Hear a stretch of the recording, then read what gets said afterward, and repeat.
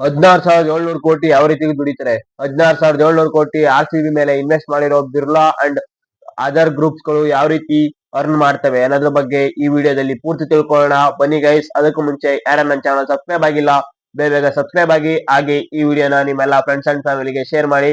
ಬನ್ನಿ ಗೈಸ್, ತಿಳ್ಕೊಳ್ಳೋಣ. ಮೊದಲಿಗೆ ಗೈಸ್, IPL ಟೀಮ್ಗಳು ಹಣ ಗಳಿಸೋದ್ರಲ್ಲಿ 4 ಮೆಥಡ್ಸ್ ಇವೆ. ಅದರಲ್ಲಿ ಮೊದಲಿಗೆ BCCI ಸೆಂಟ್ರಲ್ IPL ರೆವಿನ್ಯೂ ಅಂತ ಒಂದು ಇದಿದೆ. ಅದರಲ್ಲಿ BCCI ಎಲ್ಲಾ ಟೀಮ್ಗಳಿಗೂ ದುಡ್ಡು ಕೊಡುತ್ತೆ, ಇಷ್ಟಿಷ್ಟು ಅಂತ ಹಂಚಿ. ಅದ್ಯಾವ ರೀತಿ ಕೊಡುತ್ತೆ ಅಂದ್ರೆ, BCCI ಮೀಡಿಯಾ ರೈಟ್ಸ್ ಅಂದ್ರೆ ಗೊತ್ತಲ್ಲ. ಮೀಡಿಯಾ ರೈಟ್ಸ್ ಈಗ ಸ್ಟಾರ್ ಸ್ಪೋರ್ಟ್ಸ್ ಮತ್ತು ಜಿಯೋ ಹಾಟ್‌ಸ್ಟಾರ್ ಅಲ್ಲಿ ನಾವು ಮ್ಯಾಚ್ ಗಳನ್ನ ನೋಡ್ತಾ ಇರ್ತೀವಿ. ಅದಕ್ಕೆ ಅವರು ಮೀಡಿಯಾ ರೈಟ್ಸ್ ತಗೊಂಡಿದ್ದಾರೆ. ಅವರು BCCIಗೆ ಇಷ್ಟು ದುಡ್ಡು ಅಂತ ಕೊಡ್ತಾರೆ, ಅದನ್ನ BCCI ಡಿವೈಡ್ ಮಾಡ್ಕೊಡುತ್ತೆ. ಅದೇ ರೀತಿ ಟೈಟಲ್ ಸ್ಪಾನ್ಸರ್, IPL ಗೆ ಟೈಟಲ್ ಸ್ಪಾನ್ಸರ್ ಟಾಟಾ ಇದ್ದಾರೆ. ಈಗ ಮೊದಲು ವಿವೋ ಇದ್ರು. ಅದೇ ಆ ಟೈಟಲ್ ಸ್ಪಾನ್ಸರ್ಸ್ 48,000 ಕೋಟಿಗೆ ಈಗ ಡೀಲ್ ಆಗೈತೆ. ಆ 48,000 ಕೋಟಿನ ಡಿವೈಡೆಡ್ ಬೈ ಮಾಡ್ಕೊಡ್ತಾರೆ. ಅದೇ ರೀತಿ ಅದರ್ ಸ್ಪಾನ್ಸರ್ಸ್ ಇರ್ತಾರಲ್ಲ IPL ಅಲ್ಲಿ, ಕೋಕ್ ಪಾರ್ಟ್ನರ್ ಅಂತೆಲ್ಲ ಬರ್ತಾ ಇರ್ತಾರಲ್ಲ, ಅವರೆಲ್ಲ ಹಾಕಿರ್ತಾರೆ. ಅವರೆಲ್ಲದನ್ನು ಡಿವೈಡೆಡ್ ಬೈ ಮಾಡಿ ಮೀಡಿಯಾ ರೈಟ್ಸ್ ಮತ್ತು ಸ್ಪಾನ್ಸರ್ಸ್ ಎಲ್ಲಾನು ಕೂಡ BCCI ಡಿವೈಡ್ ಮಾಡಿಕೊಡುತ್ತೆ.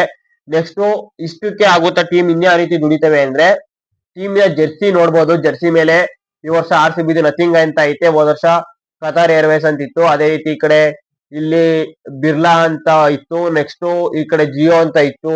ಈ ರೀತಿ ಪ್ಯಾಂಟ್ ಮೇಲ್ಗಡೆ ಆಗಿರ್ಬೋದು, ಎಲ್ಲಾ ತಾವು ಒಂದೊಂದು ಲೋಗೋಸ್ ಇದ್ದು ಸ್ಪಾನ್ಸರ್ಸ್. ಆ ಸ್ಪಾನ್ಸರ್ಸ್ ಎಲ್ಲ ದುಡ್ಡು ಕೊಡ್ತಾರೆ. ಆ ಸ್ಪಾನ್ಸರ್ಸ್ ಇಂದ ಆಲ್ಮೋಸ್ಟ್ ಒಂದ್ 100 ರಿಂದ 150 ಕೋಟಿ ದುಡ್ಡು ಆ ಸ್ಪಾನ್ಸರ್ಸ್ ಇಂದಲೇ ಬರ್ತಾವ ಟೀಮ್ಗಳಿಗೆ. ಮತ್ತು ಟಿಕೆಟ್ ಸೇಲ್ ಆಗುತ್ತೆ. ಮ್ಯಾಚ್ ಈಗ ಗೊತ್ತಿರ್ಬೋದು, ಇತ್ತೀಚೆಗೆ ಬೆಂಗಳೂರು ಮ್ಯಾಚ್ ಮತ್ತು ಹೈದರಾಬಾದ್ ಮ್ಯಾಚ್ ಟಿಕೆಟ್ ಸೇಲ್ ಆದೋ ₹3,750 ಇತ್ತು ಲೋಯೆಸ್ಟ್ ಪ್ರೈಸ್. ಅದೇ ರೀತಿ ಹೈಯೆಸ್ಟ್ ಪ್ರೈಸ್ 45,000 ಜಾಸ್ತಿ ಇತ್ತು. ನೋಡಿರ್ಬೋದು, ಈ ಟಿಕೆಟ್ ಸೇಲ್ ಮಾಡೋದ್ರಿಂದ ದುಡ್ಡಾಗುತ್ತೆ. ಬಟ್ ಬೆಂಗಳೂರಲ್ಲಿ ಟಿಕೆಟ್ ಸೇಲ್ ದುಡ್ಡು ಜಾಸ್ತಿ ಇದ್ರು ಕೂಡ 33,000 ಸೀಟ್ ಕೆಪಾಸಿಟಿ ಇರೋದ್ರಿಂದ ಆಗಲ್ಲ. ಅಹಮದಾಬಾದ್ ಅಂತ ಸ್ಟೇಡಿಯಂಗಳಿಗೆ ಟಿಕೆಟ್ ಸೇಲ್ ಇಂದ ದುಡ್ಡು ಜಾಸ್ತಿ ಬರುತ್ತೆ, ಯಾಕೆಂದ್ರೆ ಅದು ಬಿಗ್ ಸ್ಟೇಡಿಯಂ. ಅಲ್ಲಿ ಜಾಸ್ತಿ ದೊಡ್ಡ ದೊಡ್ಡ ಮ್ಯಾಚ್ ಇದ್ದಾಗ ಅಲ್ಲಿ ಅವ್ರಿಗೆ ದುಡ್ಡು ಹೆಚ್ಚಾಗಿ ಬರುತ್ತೆ. ಅದೇ ರೀತಿ ನೆಕ್ಸ್ಟ್ ಮರ್ಚೆಂಡೈಸ್ ಸೇಲ್ ಮಾಡೋದ್ರ ಮೂಲಕ ಟೀಮ್ಗಳು ಖರೀದಿ ಮಾಡ್ತವೆ. ನಾವು RCB ಟಿಕೆಟ್ ತಗೊಳಕ್ಕೆ ವೆಬ್ಸೈಟ್ ಓಪನ್ ಮಾಡಿದ್ರೆ ಅಲ್ಲಿ ನಿಮ್ಗೆಲ್ಲ ಶೋ ಆಗ್ತಾ ಇರುತ್ತೆ. ಸೈಡ್ ಅಲ್ಲಿ ನೋಡಿರ್ಬೋದು, ಶೂ, ಕ್ಯಾಪ್, ಜೆರ್ಸಿ, ಆ ರೀತಿ ಅಲ್ಲಿ ಶಾಪ್ ಆಗೋದು. ಮತ್ತು ಈ ಸ್ಟೇಡಿಯಂ ಅಲ್ಲೂ ಕೂಡ ಶಾಪಿಂಗ್ ಮಾಡ್ತಾ ಇರ್ತಾರೆ. ಅಲ್ಲಿ ನಾವೇನಾದ್ರು ಪರ್ಚೇಸ್ ಮಾಡಿದ್ರೆ ಅದ್ರ ಮೂಲಕ RCB ಅಂತ ದೊಡ್ಡ ಫ್ಯಾನ್ ಬೇಸ್ ಇರುವಂತ ಟೀಮ್ಗೆ ಇದು ಒಂಥರ ಆದಾಯದ ಮೂಲ ಸೋರ್ಸ್. ನೋಡಿರ್ಬೋದು, RCB ಜೆರ್ಸಿ ಈಗ 5,500 ಇದೆ. 5,500 ಕೊಟ್ಟು ನಾವು ಜೆರ್ಸಿ ತಗೋತೀವಿ ಅಂದ್ರೆ ಎಷ್ಟು ಜನ ತಗೊಂಡಿದ್ದಾರೆ ಲೆಕ್ಕ ಹಾಕಬಹುದು. Almost jersey selling, shoe, cap, ಈ ರೀತಿ ಹಲವಾರರಿಂದ ಬರುತ್ತೆ. ಮತ್ತು ಸೋಷಿಯಲ್ ಮೀಡಿಯಾದಿಂದ ಬರುವಂತ ಅಮೌಂಟ್ ಕಡಿಮೆ ಆಗ್ಬೋದು. ಯೂಟ್ಯೂಬ್ ಅಲ್ಲಿ ನೋಡ್ಬೋದು, RCB ಚಾನಲ್ ಐತೆ, RCB ಚಾನಲ್ಗೆ ಎಷ್ಟು ವ್ಯೂಸ್ ಬರುತ್ತೆ. ಪ್ರತಿಯೊಬ್ರು ಕೂಡ ಆಲ್ಮೋಸ್ಟ್ RCB ಚಾನಲ್ ವ್ಯೂಸ್ ನೋಡ್ತಾರೆ. ಪ್ರಾಕ್ಟೀಸ್ ಮ್ಯಾಚ್ ಈ ರೀತಿ ಏನೇನೋ ಆಗ್ತಾ ಇರ್ತಾರೆ, ಅವೆಲ್ಲಾನು ನೋಡ್ತಾ ಇರ್ತಾರೆ. ಆಮೇಲೆ ಇನ್ಸ್ಟಾಗ್ರಾಮ್ ಅಲ್ಲಿ ನೋಡಿರ್ಬೋದು, ಕೊಲಾಬ್ರೇಟ್ ಮಾಡ್ಕೊತಾರೆ. ಈಗ ಬಿಗ್ ಬಾಸ್ಕೆಟ್, ಪೂಮಾ, ಈ ರೀತಿ ಎಲ್ಲಾ ಬಿಗ್ ಬ್ರ್ಯಾಂಡ್ ಗಳನ್ನ ಕೊಲಾಬ್ರೇಟ್ ಮಾಡ್ಕೊತಾರೆ. ಈ ಕೊಲಾಬ್ರೇಟ್ ಮಾಡ್ಕೊಳ್ಳೋದ್ರಿಂದ ಅವ್ರಿಗೆ ಜಾಸ್ತಿ ರೆವಿನ್ಯೂ ಬರುತ್ತೆ, ಅವ್ರು ಕೊಡ್ತಾರೆ ಅದರಿಂದ. ಬಟ್ ಯೂಟ್ಯೂಬ್ ಇಂದ ಮಾನಿಟೈಸೇಷನ್ ಆದ್ರೂ ಕೂಡ ಅವ್ರಿಗೆ ಬರೋ ಅಮೌಂಟ್ ಚಿಕ್ಕ ಅನ್ಸ್ಬೋದು ಕೂಡ, ಆದ್ರೂ ಆ ಚಿಕ್ಕ ಅಮೌಂಟ್ ಕೂಡ ಒಂದು ಬಿಗ್ ಅಮೌಂಟ್ ಆಗಿ ಕನ್ವರ್ಟ್ ಆಗುತ್ತೆ. ನೆಕ್ಸ್ಟ್ ಅವ್ರಿಗೆ ಪ್ರೈಸ್ ಮನಿ ವಿನ್ನರ್ ಆದ್ರು ಅಂದ್ರೆ 20 crore ಇರುತ್ತೆ. ಅದೇ ರೀತಿ ಅವ್ರೇನಾರು ಬೇರೆ ವಿನ್ನರ್ ಆಗಿಲ್ಲ ಅಂದ್ರೂ ಕೂಡ ಇಷ್ಟು ಸ್ಲಾಟ್ ಅಲ್ಲಿ ಫಿನಿಶ್ ಮಾಡಿದ್ರೆ, ಇಂಥ ಸ್ಲಾಟ್ ಅಲ್ಲಿ ಅಂದ್ರೆ ಇಷ್ಟು ಅಂತ ಪ್ರೈಸ್ ಮನಿ ಇರುತ್ತೆ, ಅದ್ರ ಮೂಲಕ ಬರುತ್ತೆ. ಇನ್ನು brand value growth, RCB brand value 269 ಕೋಟಿ ಇದೆ. 269 ಕೋಟಿ ಬ್ರಾಂಡ್ ವ್ಯಾಲ್ಯೂ ಇದೆ. ಇದೇ ರೀತಿ ಎಲ್ಲಾ ಟೀಮ್ಗೂ ಕೂಡ ಬ್ರಾಂಡ್ ವ್ಯಾಲ್ಯೂ ಇದೆ. ಇದೇ ಬ್ರಾಂಡ್ ವ್ಯಾಲ್ಯೂ ಮೂಲಕ ಟೀಮ್ಗಳು ಜಾಸ್ತಿ ಹಣ ಇದ್ ಮಾಡೋದು.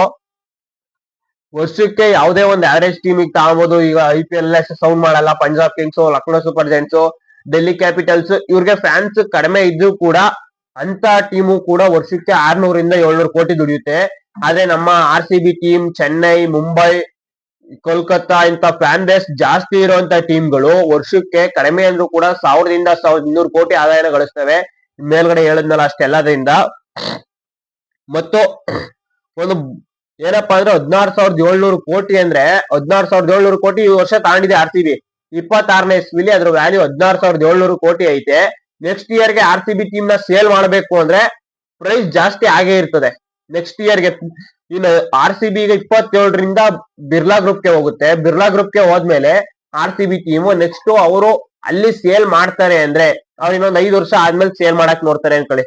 ಆಗ ಕಡಿಮೆ ಅಂದ್ರೂ ಕೂಡ 5 ವರ್ಷಕ್ಕೆ RCB ಟೀಮ್ ವ್ಯಾಲ್ಯೂ ಎಷ್ಟೋಗಿರ್ತದೆ ಅಂದ್ರೆ 25,000 ಕೋಟಿ ಹೋಗಿರ್ತದೆ. ಅಲ್ಲೂ ನೋಡಿ 9,000 ಕೋಟಿ ಆದಾಯ. ಈ 9,000 ಕೋಟಿ ಆದಾಯ ಬರುತ್ತೆ. ಇದು ಅವ್ರಿಗೆ ಟೀಮ್ ನ ಸೇಲ್ ಮಾಡ್ಬೇಕಾದ್ರೆ ಸಿಗ್ತದೆ. ಅವ್ರ ಟೀಮ್ ಅಲ್ಲಿ ಇರ್ಬೇಕಾದ್ರೆ ಪ್ರತಿ ವರ್ಷ ಅವ್ರಿಗೆ 1,000 ಕೋಟಿ ಸಿಕ್ಕೇ ಸಿಗುತ್ತೆ. 2008ರಲ್ಲಿ RCB 450 ಕೋಟಿಗೆ ಸೇಲ್ ಆಗಿತ್ತು. ಈಗ ನೋಡ್ರೆ RCB ವ್ಯಾಲ್ಯೂ 16,700 ಕೋಟಿ ಆಗೈತೆ. ಎಷ್ಟು ಪಟ್ಟು ಜಾಸ್ತಿ ಆಯ್ತು. ಅಷ್ಟು ದುಬಾರಿ ದುಡ್ಡು ಕೊಟ್ಟು ತಗೊಂಡಿದ್ದಾರೆ ಬಿರ್ಲಾ ಗ್ರೂಪ್ ಅಂದ್ರೆ. ಅದರಿಂದ ಇರೋದಕ್ಕೆ ಅವರು ಅಷ್ಟು ದುಡ್ಡ ಕೊಟ್ಟ ತಗೊಂಡಿರೋದು. ಇದಾಗಿತ್ತು ಗೈಸ್ ಇವತ್ತಿನ ವಿಡಿಯೋ ಇಷ್ಟ ಆದರೆ ಲೈಕ್ ಮಾಡಿ. ಹಾಗೆ ಈ ವಿಡಿಯೋನ ನಿಮ್ಮೆಲ್ಲ ಫ್ರೆಂಡ್ಸ್ ಕೂಡ ಶೇರ್ ಮಾಡಿ. Thank you guys.